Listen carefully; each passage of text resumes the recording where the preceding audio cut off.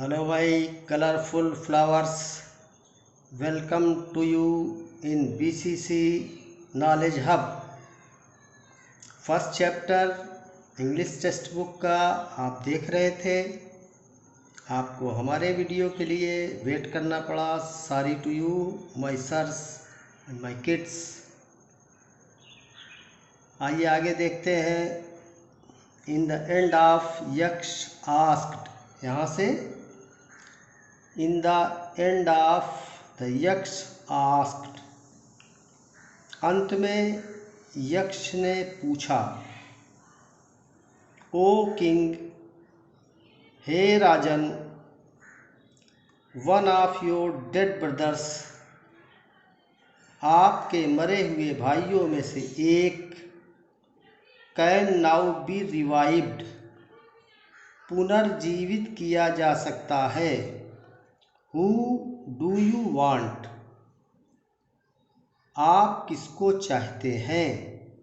To come back life, to come back to life, जीवन में वापस ले आना अर्थात पुनर्जीवित करना। ये बात यक्ष ने कही।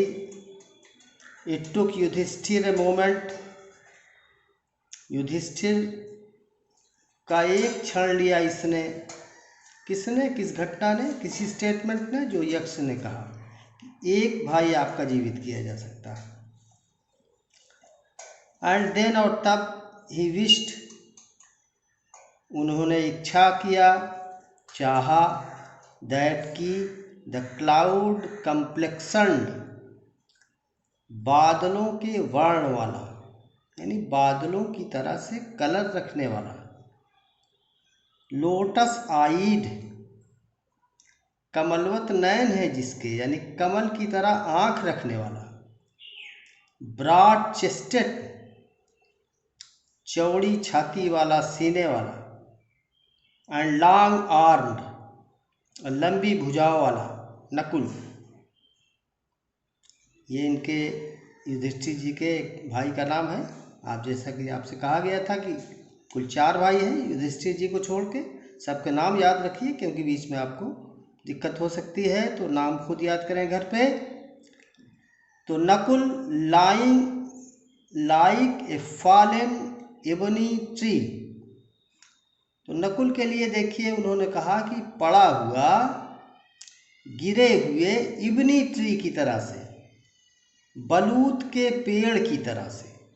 बलूत एक पेड़ होता है जो आपकी तरफ नहीं होता, इसलिए आप उसको जानते नहीं हैं। समझ लीजिए कि लाइक जो है इक्विलिप्टस आप देखते हैं, सीधा लंबा मजबूत होता, उसी तरीके से बलूत का पेड़ होता है। माइट एराइज, उठाया जा सके, यानी जीवित किया जा सके, ये इच्छा व्यक्त किया युधिष्ठिर जी ने नकुल के लिए, जिसको क्वालिफाई किया है नकुल जी ने कि वो जो बलूत के पेड़ की तरह से पड़ा हुआ है, यानी मजबूत लंबा चौड़ा बलूत का पेड़ होता है। इसलिए यहाँ पर एग्जाम्पल दिया गया है, मिसाल दी गई है, सिमिली किया गया है। द यक्ष वॉज प्लीज्ड, यक्ष खुश हुआ, प्रसन्न हुआ, एट दिस, इस पर, कि उन्होंने नकुल को प्रपोज किया पुनर्जीवित करने के लिए। एंड आस्क्ड युधिष्ठिर, और युधिष्ठिर से पूछा, व्हाई डिड यू चूज, आपने क्यों चुना। व्हाई डिड यू चूज, आपने क्यों चुना नकुल को। इन प्रेफरेंस टू भीम, भीम की तुलना में, भीम की वरीयता में, भीम के मुकाबले में आपने नकुल को क्यों चुन लिया। ये भीम जो है वॉज द स्ट्रेंथ ऑफ 16,000, ये 16,000 एलिफेंट्स की ताकत रखता है, इसको क्यों नहीं चुना आपने। आगे देखें आप सेंटेंस की, आई हैव हियर्ड, मैंने सुना है, that Bhima is most dear to you, Bhima आपको बहुत प्रिय है, सबसे ज़्यादा प्रिय। मोस्ट को कंपैरेटिव सुपरलेटिव डिग्री इस्तेमाल किया है, तो मोस्ट डियर टू यू यानी सारे भाइयों में सबसे अधिक प्रिय है। और 16,000 एलिफेंट, एलिफेंट का मतलब तो आप लोग जानते ही हो, बताने की जरूरत तो नहीं है। इस 16,000 एलिफेंट्स की ताकत भीम रखते हैं और सबसे ज़्यादा प्रिय है, सबसे अधिक प्रिय है भाई।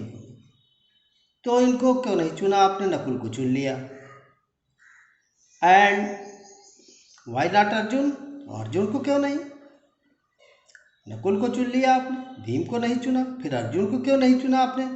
हुज स्ट्रेंथ, जिसकी शक्ति नार, जिसके बाजुओं में शक्ति, भुजाओं की शक्ति, इज योर प्रोटेक्शन, आपकी सुरक्षा है। टेल मी, मुझे बताइए, वाई यू चूज नकुल, आपने नकुल को क्यों चुना, rather than either of these two, इन दोनों की तुलना में।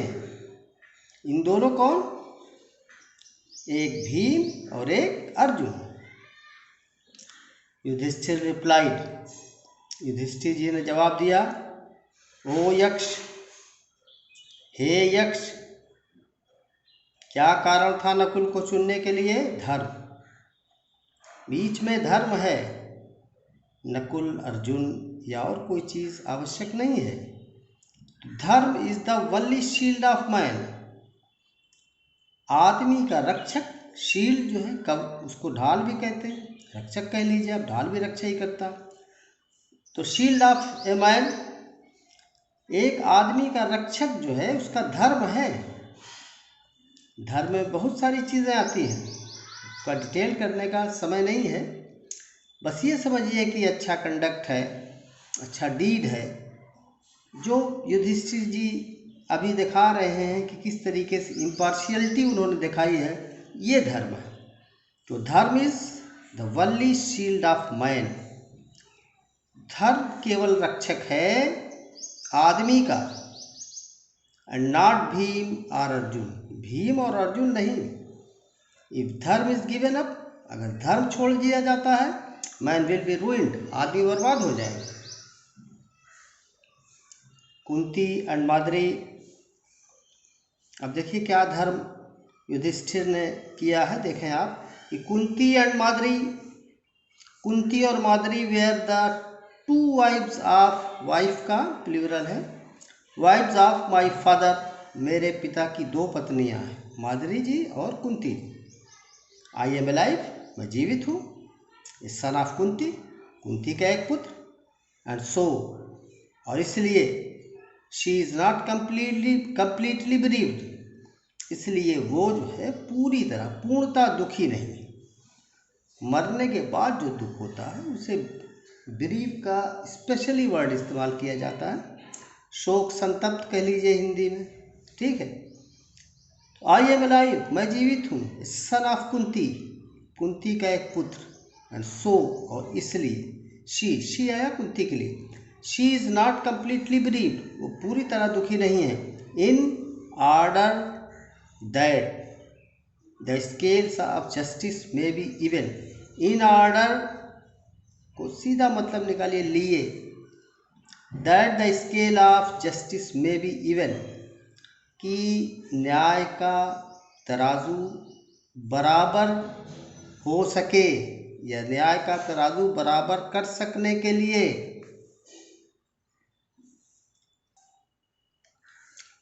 तो in order that the scales of justice, तराजू के लिए प्लूरल ही इस्तेमाल होता है, स्केल्स दो पलड़े होते हैं ना, कुछ चीज़ें दो मिला करके एक बनती हैं, इसलिए उनको यस लगा के ही इस्तेमाल किया जाता है, जैसे सीजर्स है, कैंची है।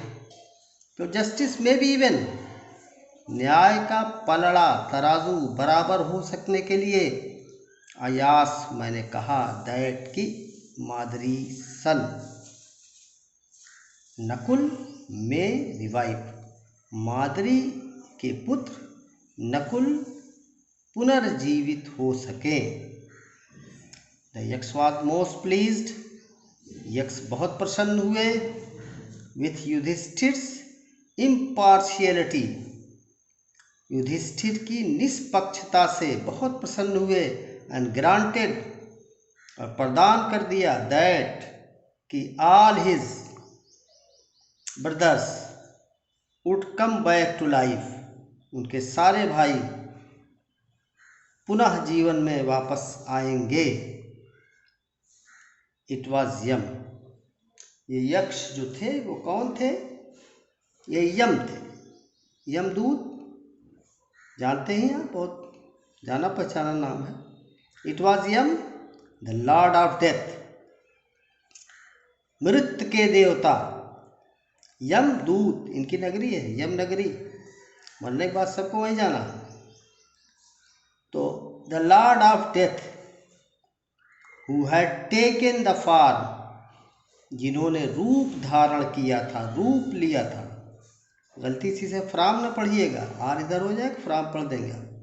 Who had taken the form of the यक्ष, जिन्होंने यक्ष का रूप लिया था, रूप धारण किया था। सो दैट, ताकि ही माइट सी, वो मिल सके युधिष्ठिर, युधिष्ठिर से। एक उद्देश्य था उनका युधिष्ठिर जी से मिलना, यहाँ सी माने देखना ही नहीं, मिलना। एंड टेस्ट हिम, और उनकी परीक्षा ले सके। तो देखिए आगे देखिए कि ही इम्ब्रेस्ड युधिष्ठिर, उन्होंने युधिष्ठिर को गले लगाया। इम्ब्रेस वर्ब है, ईडी डी लगा करके इसको सेकंड थर्ड फॉर्म बनाया जा सकता है। डी हटा दीजिए, फर्स्ट फॉर्म बन जाएगा। तो he impressed Yudhishthir and blessed him, और उन्हें आशीर्वाद दिया। देन ही डिसअपीयर, तब वो गायब हो गया। तो इस तरह से अब आपका ये लेसन पूरा हो जाता है। इसमें मैंने जैसा कि पहले आपको बताया था कि नोट बनाएं आप, इसमें डिफ़िकल्ट वर्ड का अलग नोट बनाएं, वर्ड और मीनिंग, और वर्ब की अलग लिस्ट बनाएं। First form, second form, third form लिखें उसका, और उसकी मीनिंग लिखें। उसमें पूरी तरीके से मेहनत करें, तलाश करें, डिक्शनरी रखें, थोड़ा समय दें। जब तक समय आप नहीं देंगे तो फिर नहीं हो पाएगा। कुछ